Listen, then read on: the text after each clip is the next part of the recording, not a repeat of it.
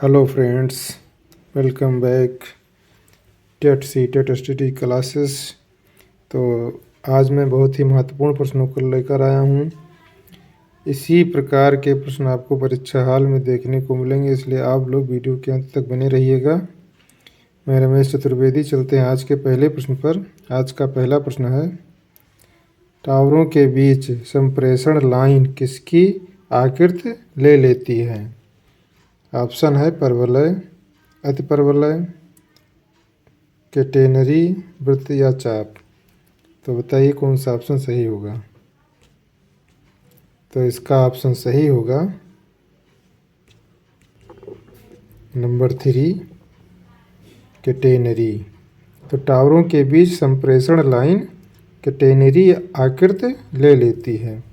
तो चलते हैं अगले प्रश्न पर। अगला प्रश्न है, वितरण लाइन में सबसे ऊपर वाला तार होता है। ऑप्शन है न्यूट्रल तार, अर्थ तार, फेज तार या इसमें से कोई नहीं। तो बताइए कौन सा ऑप्शन सही होगा। तो इसका ऑप्शन सही होगा नंबर 2, अर्थ तार। तो वितरण लाइन में सबसे ऊपर वाला तार अर्थ तार होता है। तो एक सूचना है कि यदि आप लोग ऑनलाइन टेस्ट और थ्योरी और ऑनलाइन नोट्स की सुविधा के लिए आप मेरे व्हाट्सएप नंबर 88 086 89 105 पर संपर्क कर सकते हो या फिर चैटिंग द्वारा संपर्क कर सकते हो। और यह सुविधा आपको मात्र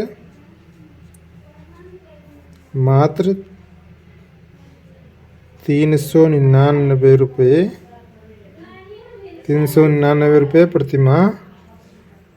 प्रतिमाह में प्राप्त होगा।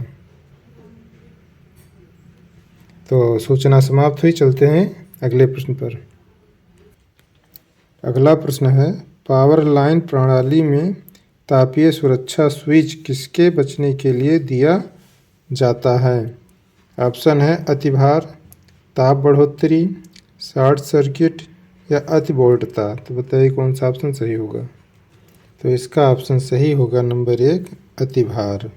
तो पावर लाइन प्रणाली में तापीय सुरक्षा स्विच अतिभार से बचने के लिए दिया जाता है। चलते हैं अगले प्रश्न पर। अगला प्रश्न है, सीरीज रिएक्टरों में सामान्यतः होता है। ऑप्शन है न्यून प्रतिरोध, न्यून प्रतिबाधा, उच्च प्रतिबाधा या उच्च प्रतिरोध। तो बताइए कौन सा ऑप्शन सही होगा। तो इसका ऑप्शन सही होगा नंबर 1, न्यून प्रतिरोध। तो सीरीज रिएक्टरों में सामान्यतः न्यून प्रतिरोध होता है। चलते हैं अगले प्रश्न पर। अगला प्रश्न है, चरणी अतुल्यकालिक दियाधारी गणक में यदि हरेक एफईएफ कोर ट्रिगर हो तो 15 NES की प्रसारण हो तो घड़ी स्पंद के अग्रवर्ती कोर से एफईएफ आउटपुट के अंतिम चरण में सह संबंधित परिवर्तन होने तक कुल देरी टाइम कितनी होगी? 15 NES, 60 NES, 120 NES या 0 NES। तो बताइए कौन सा ऑप्शन सही होगा। तो इसका ऑप्शन सही होगा नंबर 3, 120 NES। तो 8 चरणी अतुल्यकालिक दियाधारी गणक में यदि हरेक एफईएफ को ट्रिगर हो और 15 NES की प्रसारण हो तो घड़ी स्पंद के अग्रवर्ती कोर से एफईएफ आउटपुट के अंतिम चरण में सहसंबंधी परिवर्तन होने तक कुल टाइम जो है 120 NES होगा। चलते हैं अगले प्रश्न पर। अगला प्रश्न है, निम्न में से किस माध्यम का अपवर्तनांक सबसे कम होता है?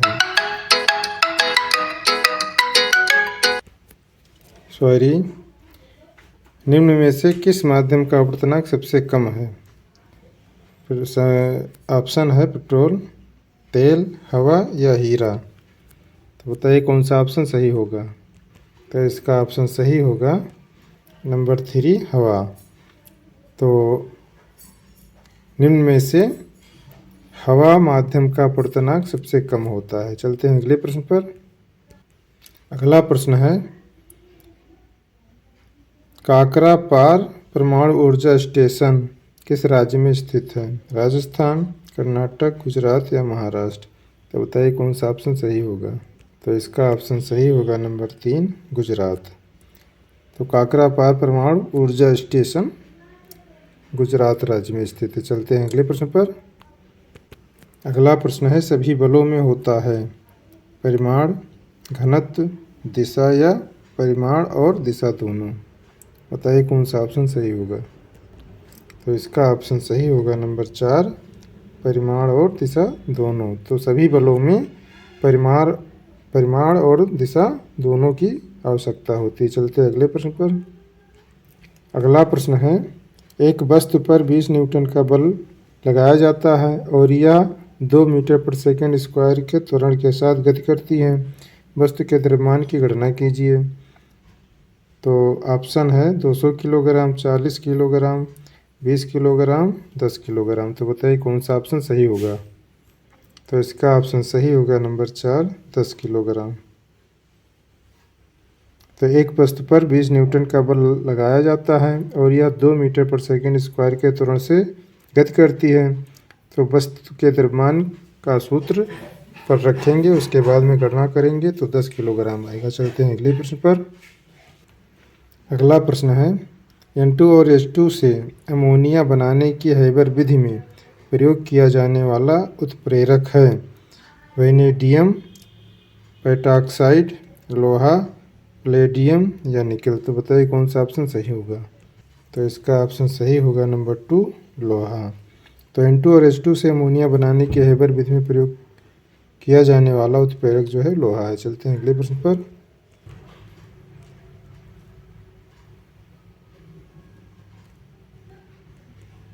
तो इसका ऑप्शन सही होगा नंबर 2 प्रभाजी आसवन से। तो दो ऐसे वाष्पशील द्रवों जिनके क्वथनांकों में बहुत अधिक अंतर नहीं होता है के मिश्रण को प्रभाजी आसवन से पृथक किया जाता है। चलते हैं अगले प्रश्न पर।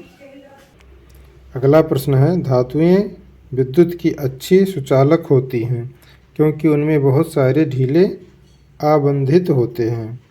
तो ऑप्शन है परमाणु, प्रोटॉन, इलेक्ट्रॉन या न्यूट्रॉन? बताइए कौन सा ऑप्शन सही है। तो इसका ऑप्शन सही होगा नंबर 3 इलेक्ट्रॉन। तो धातुएं विद्युत की अच्छी सुचालक होती हैं क्योंकि उनमें बहुत सारे ढीले आबंधित होते हैं। किसके नाते? इलेक्ट्रॉन के नाते। तो चलते हैं अगले प्रश्न पर। अगला प्रश्न है, सिलिकॉन हाइड्रोजन के साथ यौगिक बनाता है जिसमें परमाणुओं तक की श्रृंखला चेन होती है। तो ऑप्शन है 5 या 6, 8 या 9, 7 या 8 या 6 या 7? तो बताइए कौन सा ऑप्शन सही होगा। तो इसका ऑप्शन सही होगा नंबर 3 7 या 8। तो सिलिकॉन हाइड्रोजन के साथ यौगिक बनाता है जिसमें परमाणुओं में 7 या 8 श्रृंखला की चेन होती है। चलते हैं अगले प्रश्न पर। अगला प्रश्न है, प्रकाश के पथ में एक वस्तु के आने पर छाया का निर्माण होता है पारदर्शी, प्रकाशमान, पारभासी या अपारदर्शी? तो बताइए कौन सा ऑप्शन सही होगा।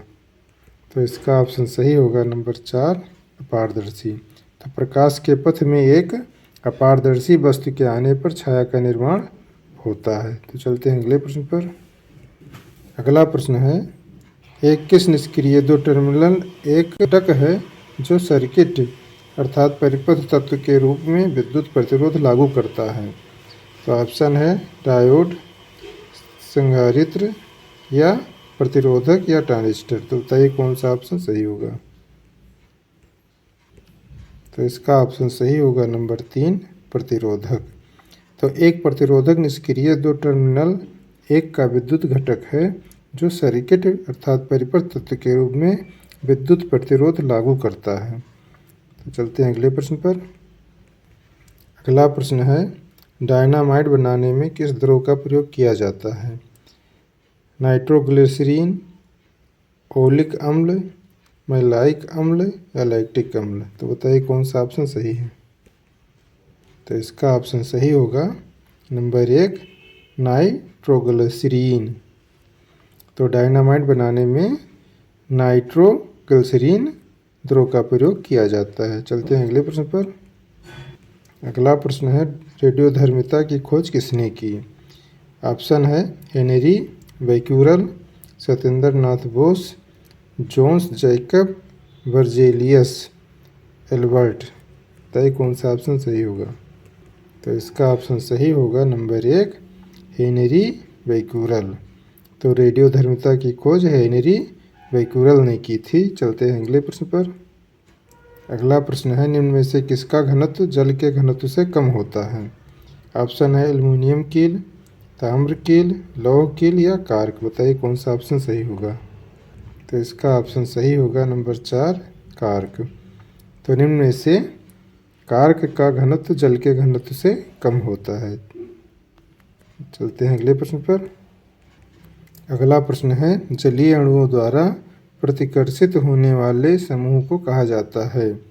ऑप्शन है विकृत अल्कोहल, मिसेल्स, हाइड्रोफोबिक या हाइड्रोफिलिक। तो बताइए कौन सा ऑप्शन सही होगा। तो इसका ऑप्शन सही होगा नंबर 4 हाइड्रोफिलिक। तो जलीय अणुओं द्वारा प्रतिकर्षित होने वाले समूह को हाइड्रोफिलिक कहा जाता है। चलते हैं अगले प्रश्न पर। अगला प्रश्न है रेडियो सक्रिय पदार्थ का औसत आयु है। ऑप्शन है गामा का आधा, गामा का व्युत्क्रम, गामा के समान या कोई नहीं। बताइए कौन सा ऑप्शन सही होगा। तो इसका ऑप्शन सही होगा नंबर 2 गामा का व्युत्क्रम। तो रेडियो सक्रिय पदार्थ का औसत आयु गामा का व्युत्क्रम होता है। चलते हैं अगले प्रश्न पर। अगला प्रश्न है तत्वों के आवर्ती नियम पीरियोडिक लॉ के अनुसार में परिवर्तन किससे संबंधित है। ऑप्शन है परमाणु क्रमांक, नाभिकीय न्यूट्रॉन प्रोटॉन संख्या अनुपात, परमाणु द्रव्यमान या नाभिकीय विखंडन। बताइए कौन सा ऑप्शन सही होगा। तो इसका ऑप्शन सही होगा नंबर 1 परमाणु क्रमांक। तो तत्वों के आवर्ती नियम पीरियोडिक लॉ के अनुसार में परिवर्तन परमाणु क्रमांक से संबंधित है। तो चलते हैं अगले प्रश्न पर। अगला प्रश्न है विश्व का वह भाग जो मानव अधिवास के लिए बिल्कुल अनुपयुक्त है क्या कहलाता है। ऑप्शन है पारिस्थितिक तंत्र, एक्यूमेन या एमडीसी या कोई नहीं। बताइए कौन सा ऑप्शन सही होगा। तो इसका ऑप्शन सही होगा नंबर 2 एक्यूमेन। तो विश्व का वह भाग जो मानव अधिवास के लिए बिल्कुल अनुपयुक्त है वह एक्यूमेन कहलाता है। चलते हैं अगले प्रश्न पर। अगला प्रश्न है चीनी लवण का रासायनिक नाम क्या है जिसका उपयोग हम चीनी व्यंजन तैयार करने में करते हैं। ऑप्शन है कैल्शियम हाइपोक्टोलेट और कैल्शियम कार्बोनेट, मोनोसोडियम ग्लूटामेट या सोडियम बेंजोएट। तो बताइए कौन सा ऑप्शन सही होगा। तो इसका ऑप्शन सही होगा नंबर 3 मोनोसोडियम ग्लूटामेट। तो चीनी लवण का रासायनिक नाम है मोनोसोडियम ग्लूटामेट जिसका उपयोग हम चीनी व्यंजन तैयार करने में करते हैं। चलते हैं अगले प्रश्न पर। अगला प्रश्न है एक प्रसुप्त या डॉर्मेंट भ्रूण द्वारा सामान्य विकास के आरंभ अथवा पुनर्ग्रहण को कहा जाता है। ऑप्शन है बीज निष्क्रियता, फलों का गुच्छा या फ्रूट सेट, अंकुरण या फलों का पकना। तो बताइए कौन सा ऑप्शन सही होगा। तो इसका ऑप्शन सही होगा नंबर 3 अंकुरण। तो एक प्रसुप्त या डॉर्मेंट भ्रूण द्वारा सामान्य विकास के आरंभ अथवा पुनर्ग्रहण को अंकुरण कहा जाता है। चलते हैं अगले प्रश्न पर। अगला प्रश्न है खींचने का एक उदाहरण है ध्वज फहराना, दरवाज़ा खोलना, पर्दा उठाना, लड़के को धक्का देना। तो इस प्रश्न का उत्तर आप लोग कमेंट बॉक्स में दीजिएगा और ये वीडियो कैसा लगा ये भी कमेंट बॉक्स में लिखिएगा। तो अच्छा लगा तो लाइक और शेयर ज़रूर कीजिएगा। प्रश्नों को लिखा करो क्योंकि लिखने से जल्दी याद हो जाते हैं। और मिलते हैं अगले वीडियो में। अपनी तैयारी करते रहिए। बहुत बहुत धन्यवाद।